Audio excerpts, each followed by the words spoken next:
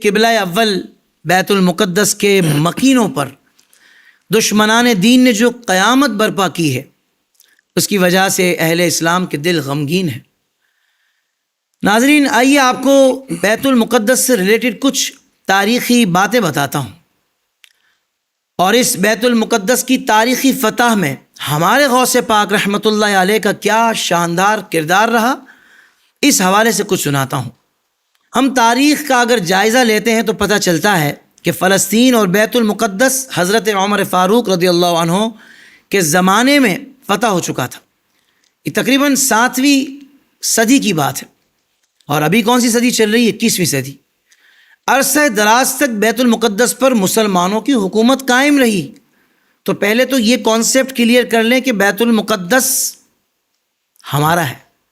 جی ہاں، امام الانبیاء جو ہے نا، وہ یہاں کے امام ہے بیت المقدس، مسجد اقصیٰ کی۔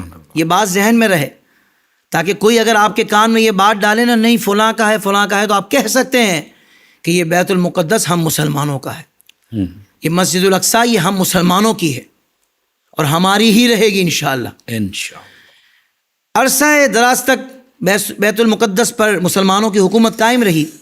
پھر 11ویں صدی کے آخر میں یورپ کی غیر مسلم طاقتوں کو بیت المقدس کی فتح کا خیال پیدا ہوا، تو وہ فلسطین بالخصوص بیت المقدس پر حملہ آور ہو گئے۔ ان جنگوں کا دورانیہ بہت طویل تھا۔ ناظرین، آپ جاننا چاہیں گے کتنا طویل تھا؟ 1095 عیسوی سے لے کر 1291 عیسوی تک، یعنی تقریباً 200 سالوں تک ان جنگوں کا سلسلہ رہا۔ اس دوران میں 9 بڑی جنگیں لڑی گئیں جس میں لاکھوں انسان مارے گئے۔ ان جنگوں میں دشمنوں کی طرف سے جس بد عہدی اور صفاقی کا مظاہرہ کیا گیا، اسے پڑھ کر رونگٹے کھڑے ہو جاتے ہیں، بلکہ روح کانپ جاتی ہے۔ جنگوں کے اسی دورانیے کے درمیان حضور غوث پاک رحمۃ اللہ تعالیٰ علیہ کا زمانہ مبارکہ بھی ہے۔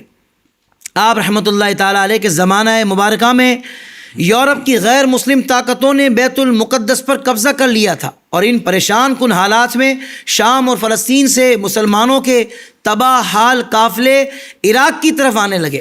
اس پریشانی کے عالم میں سرزمین انبیاء یعنی القدس اور فلسطین کے مسلمانوں کو جس ذات مبارکہ نے اپنے دامن میں لیا، جس عظیم ہستی نے ان کی دستگیری فرمائی، وہ ہمارے اور آپ کے غوث پاک حضور سیدنا شیخ عبد القادر جیلانی رحمۃ اللہ تعالیٰ علیہ تھے۔ سبحان۔ ناظرین، حضور غوث پاک رحمۃ اللہ تعالیٰ علیہ نے ان بے سہارا لوگوں کے لیے پناہ گاہیں بنائیں، اور خانقاہ میں ایک وقت میں ان پناہ گزینوں کی تعداد 5 لاکھ تک پہنچ گئی تھی۔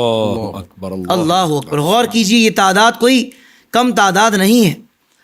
اور شیخ عبد القادر جیلانی رحمۃ اللہ تعالیٰ علیہ کی خانقاہ میں انہیں کیا ملتا تھا؟ کھانا ملتا تھا، اور صرف یہاں تک بات نہیں تھی بلکہ تعلیم ملتی تھی، اور انہیں تربیت بھی الحمدللہ وہیں سے ملا کرتی تھی۔ ناظرین کرام، ہم جن جنگوں کی بات کر رہے ہیں ان میں دشمنوں کی طرف سے مسلمانوں پر ظلم کے پہاڑ توڑے گئے تھے۔ بیت المقدس کی گلیوں میں مسلمانوں کا خون بہتا ہوا نظر آتا تھا۔ خون مسلم بالکل بے وقعت ہو چکا تھا۔ اللہ! ایسے ہوش ربا حالات میں اس مبارک خطے کے لوگوں کو جس ذات گرامی نے اپنی پناہ میں لیا اور اپنے سایہ عاطفت میں رکھا، وہ شہنشاہ بغداد حضور غوث پاک رحمۃ اللہ تعالیٰ علیہ کی ذات بابرکات ہی تھی۔ اور محترم سامعین، وہی والی بات کہ ان پناہ گزینوں نے جو لاکھوں کی تعداد میں تھے، وہاں سے ان کے کھانے کا بھی انتظام، تربیت کا بھی انتظام، علم دین بھی ان کو سکھایا گیا الحمدللہ، اور مجاہدے بھی کروائے گئے، اور ساتھ ہی ساتھ ان کو ٹریننگ بھی دی گئی کہ تاکہ اگلا جو آپ کا مارکا ہے اس کے لیے بہت اچھے تیاری ہو سکے۔ جی ہاں، صلاح الدین ایوبی کی جو فورس تیار ہوئی تھی نا، بہت اچھے، وہ بھی یہیں سے ہوئی تھی۔